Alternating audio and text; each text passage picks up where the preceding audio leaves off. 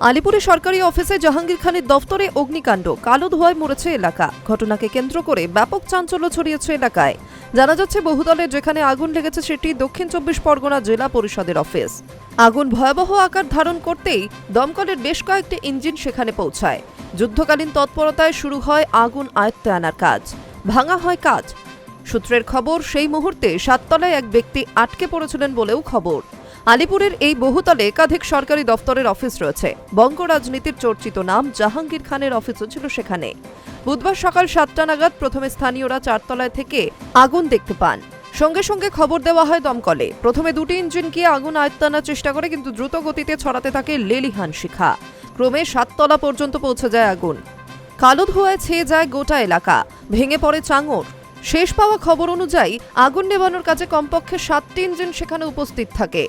সরকারি দফতরে কর্মীরা 10:30টার মধ্যে পৌঁছে যান। অগ্নিকাণ্ডের কারণে এই মুহূর্তে স্বাভাবিকভাবেই কর্মীদের ঢুকতে দেওয়া হচ্ছে না। এদিকে জানা যাচ্ছে, 7 তলায় আটকে পড়েছেন একজন। দড়ির সাহায্যে তাকে নামানোর চেষ্টা করা হয়।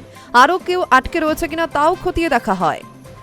কিন্তু কি থেকে এই অগ্নিকাণ্ড? প্রাথমিকভাবে জানা যাচ্ছে এসি অথবা শর্ট সার্কিটের জেরে এই পরিণতি। তবে আগুন পুরোপুরি নিয়ন্ত্রণে না আসা পর্যন্ত অগ্নিকাণ্ডের সঠিক কারণ বলা সম্ভব নয় বলেই জানিয়েছেন আধিকারিকরা। তবে তাৎপর্যপূর্ণ বিষয় হয়, আগুন লেগেছে দক্ষিণ 24 পরগনা জেলা পরিষদের অফিসে, যেখানে বসতেন জাহাঙ্গীর খান। পুষ্পার গ্রেফতারের পরই এই অগ্নিকাণ্ডের নেপথ্যে অন্য কোনো কারণ নেই তো? এই প্রশ্ন উঠছে বিভিন্ন মহলে। Hi News network.